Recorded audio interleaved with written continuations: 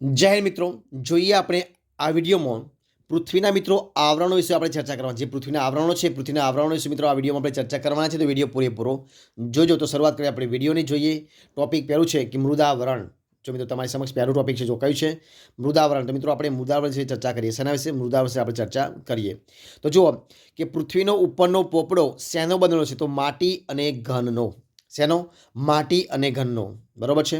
આગળ જોઈએ પ્રશ્ન એટલે ટોપિક જો શું છે કે મૃદા શબ્દનો, મૃદા જે શબ્દ છે, મૃદા શબ્દનો અર્થ શું થાય છે? તો માટી.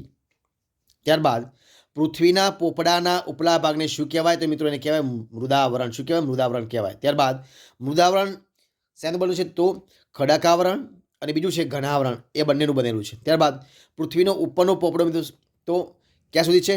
તો 64થી 100 કિલોમીટર જાડો છે. પૃથ્વીનો ઉપરનો જે પોપડો છે એ 64થી 100 કિલોમીટર જાડો છે. ત્યારબાદ આગળ જોઈએ કે પૃથ્વીના ઉપરના પોપડામાં કયા હલકા તત્વો રહેલા છે? તો એક છે એલ્યુમિનિયમ અને બીજું છે સિલિકા.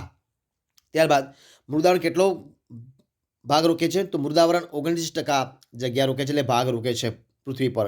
મૃદાવરણ તો મિત્રો પર્વતો, ઉચ્ચ પ્રદેશો અને મેદાનનું બનેલું છે. ત્યારબાદ આગળ જોઈએ આપણે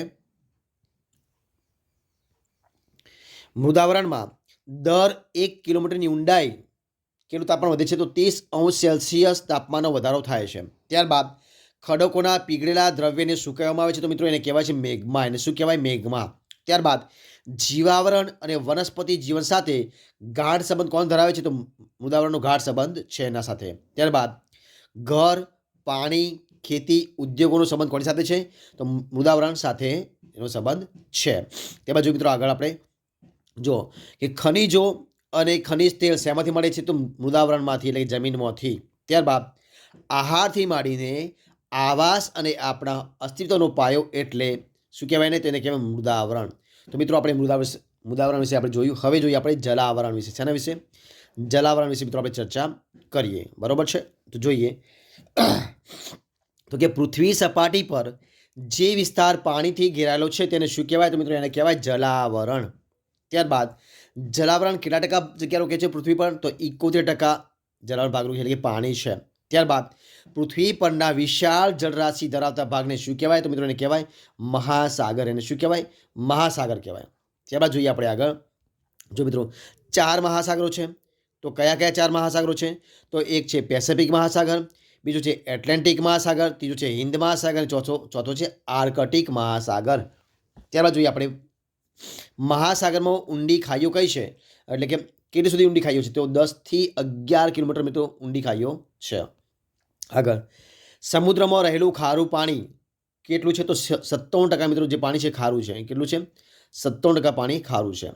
ત્યારબાદ આગળ જોઈએ આપણે કે ધ્રુવો, હિમાલય, ઊંચા પર્વતો, પૃથ્વીના પેટાળ, સરોવર, નદીઓ. તો મિત્રો એ કયા જગ્યા રોકે છે? તો એ પોણો ભાગ જગ્યા રોકે છે. કેટલો ભાગ જગ્યા રોકે છે આ બધા? તો પોણો ભાગ જગ્યા રોકે છે પૃથ્વી પર. ત્યારબાદ જોઈએ આપણે કે જલાવરણનું અસ્તિત્વ એટલે મિત્રો શું? તો જલાવરણનું અસ્તિત્વ એટલે સજીવ સૃષ્ટિનું અસ્તિત્વ, એવું આપણે કહી શકીએ. બરોબર છે.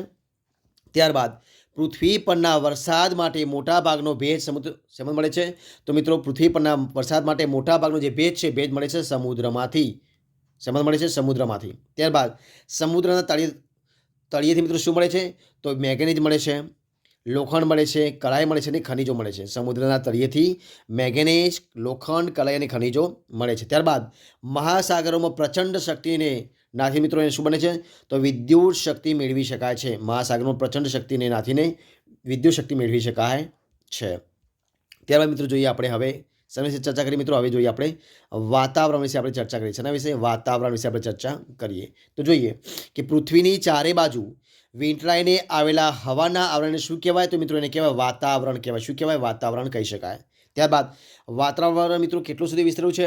તો 800થી 1000 કિલોમીટરની ઊંચાઈ સુધી વાતાવરણ વિસ્તરેલું છે. બરોબર છે. હવે જોઈએ મિત્રો આપણે આગળ જુઓ. આગળ શું છે? તો કયા આવરણને નરી ઓંખે જોઈ શકાતું નથી? તો મિત્રો જે વાતાવરણ છે એને નરી ઓંખે આપણે જોઈ શકતા નથી. ત્યારબાદ વાતાવરણ મિત્રો કયા કયા વાયુઓ રહેલા છે? તો વાતાવરણની અંદર નંબર 1 વાયુ શું રહેતો? તો વાયુ રહેલા છે, પાણીની વરાળ પણ રહેલી છે, દૂરના રજકણો પણ રહેલા છે, ઉલ્કા કણ પણ રહેલા છે, ક્ષાર કણ રહેલા છે, સૂક્ષ્મ જીવજંતુઓ પણ રહેલા છે વાતાવરણમાં, આટલું બધું રહેલું છે વાતાવરણમાં. ત્યારબાદ વાતાવરણ મિત્રો કેવું છે? તો વાતાવરણ રંગ, ગંધા, સ્વાદ રહિત હોય છે. જે વાતાવરણ છે એને કોઈ રંગ નથી, એને કોઈ ગંધ નથી, અને સ્વાદ રહિત રહેલું છે. તેમાં વાતાવરણ મિત્રો કેવું છે? તો વાતાવરણ એક પારદર્શક છે, એટલે કે આર પર આપણે જોઈ શકીએ છીએ પારદર્શક છે. ત્યારબાદ આપણે આગળ જોઈએ કે વાતાવરણમાં કયા કયા તત્વો રહેલા છે. તો મિત્રો વાતાવરણમાં વાયુ છે, પ્રવાહી છે, અને ઘન પર રહેલું છે વાતાવરણની અંદર. ત્યારબાદ વાતાવરણના જે વાયુ છે તો કયા કયા વાયુ રહેલા છે? તો નાઇટ્રોજન છે, ઓક્સિજન છે, ઓર્ગોન વાયુ છે, કાર્બન ડાયોક્સાઇડ છે, ઓઝોન વાયુ છે. આ બધા વાયુઓ વાતાવરણમાં રહેલા છે. હવે જે પૃથ્વીની સપાટી નજીકનું વાતાવરણ મિત્રો એ કેવું છે? તો મિત્રો એ વાતાવરણ છે ઘટ છે. કેવું વાતાવરણ છે? ઘટ વાતાવરણ છે. ત્યારબાદ પૃથ્વીની સપાટીથી ઊંચે જતા વાયુનું પ્રમાણ ઘટતો હવા મિત્રો કેવી થાય છે? તો હવા થાય છે પાતળી થાય છે. કેવી થાય છે? પાતળી હવા થાય છે.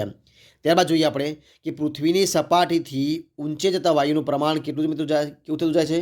તો વાયુનું પ્રમાણ ઘટતું જાય છે. ત્યારબાદ જોઈએ કે ખૂબ જ ભારે વાયુ કયો છે? તો કાર્બન ડાયોક્સાઇડ એ સૌથી ભારે વાયુ છે, કે જે હવાના નીચલા થર્મો હોય છે, એટલે કે સૌથી ભારે કાર્બન ડાયોક્સાઇડ છે. ત્યારબાદ ખૂબ જ હલકા વાયુ કયા કયા છે મિત્રો? તો હાઇડ્રોજન અને હિલિયમ. હાઇડ્રોજન અને હિલિયમ એ ખૂબ જ હલકા વાયુ છે, એટલે કે એ ખૂબ જ ઊંચાઈએ તમને જોવા મળે છે. ત્યારબાદ જોઈએ આપણે ખૂબ જ ઓછો વાયુ કયો છે મિત્રો? તો ખૂબ જ ઓછો વાયુ છે ઓઝોન વાયુ છે. ખૂબ જ ઊંચા પ્રમાણમાં હોય છે, એટલે કે ખૂબ જ ઊંચો હોય છે ઓઝોન વાયુ. ત્યારબાદ જોઈએ કે સૂર્યના જલદ 5 ઓબ્લિક કિરણોનું શોષણ કોણ કરે છે મિત્રો? જે ઓઝોન વાયુ છે, ઓઝોન વાયુ સૂર્યના જલદ 5 ઓબ્લિક કિરણોનું શોષણ કરે છે. ત્યારબાદ કયો વાયુ સ્વાસ્થ્યવર્ધક છે? તો મિત્રો જે ઓઝોન વાયુ છે સ્વાસ્થ્યવર્ધક છે.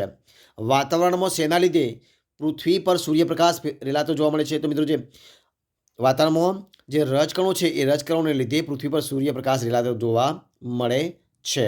ત્યારબાદ આપણે આગળ જોઈએ કે સૂર્યોદય પહેલાં મિત્રો એને શું કહેવાય? તો એને મિત્રો કહેવાય ઉષાકાળ. કયો કાળ કહેવાય? ઉષાકાળ કહેવાય. સૂર્યોદય પહેલાં હોય એને ઉષાકાળ કહેવાય. ત્યારબાદ સૂર્યાસ્ત પછી જે થાય છે એને સંધ્યાકાળ કહેવાય. કેવો કહેવાય? સંધ્યાકાળ કહેવામાં આવે છે મિત્રો.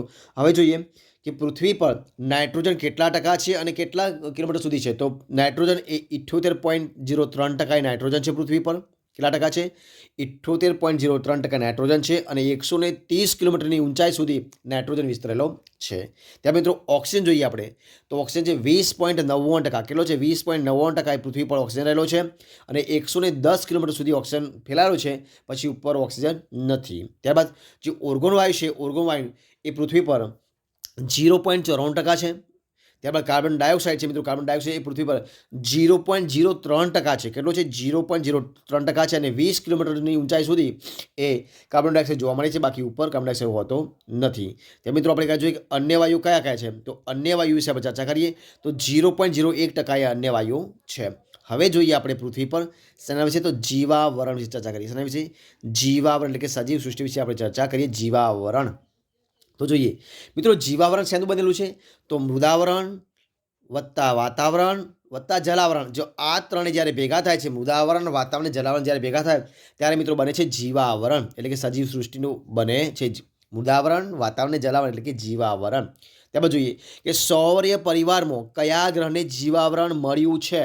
તો મિત્રો જે આપણી પૃથ્વી છે, પૃથ્વીને જીવાવરણ મળ્યું છે. આગળ જોઈએ કે કયા આવરણમાં જીવસૃષ્ટિનો સમાવેશ થાય છે મિત્રો? તો જીવાવરણની અંદર જીવસૃષ્ટિનો સમાવેશ થાય છે. શેમાં?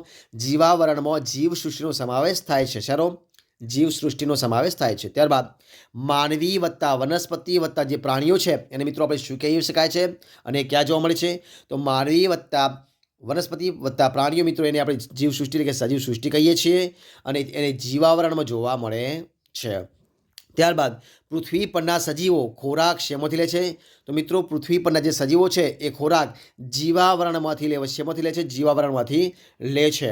હવે જોઈએ આપણે આગળ કે માનવ જીવનના અસ્તિત્વ માટે અને નિર્વાહનો આધાર શેના પર છે મિત્રો? તો એ છે જીવાવરણ પર એનો આધાર છે. તો મિત્રો આ હતી આપણે જે પૃથ્વી પરના જે મિત્રો આવરણો છે એના વિશે આપણે ચર્ચા કરી છે. તો જો તમને વિડીયો ગમ્યો હોય, એટલે પૃથ્વીના આવરણો વિશે ચર્ચા કરી, તો જો તમને વિડીયો ગમ્યો હોય તો એને લાઇક કરો, કોમેન્ટ કરો, તમારા મિત્રોને વિડીયો શેર કરો, અને છેલ્લે ચેનલમાં નવા હોય, ચેનલ સબસ્ક્રાઈબ ન કરી હોય તો સબસ્ક્રાઈબ કરવાનું ભૂલવાનું નથી.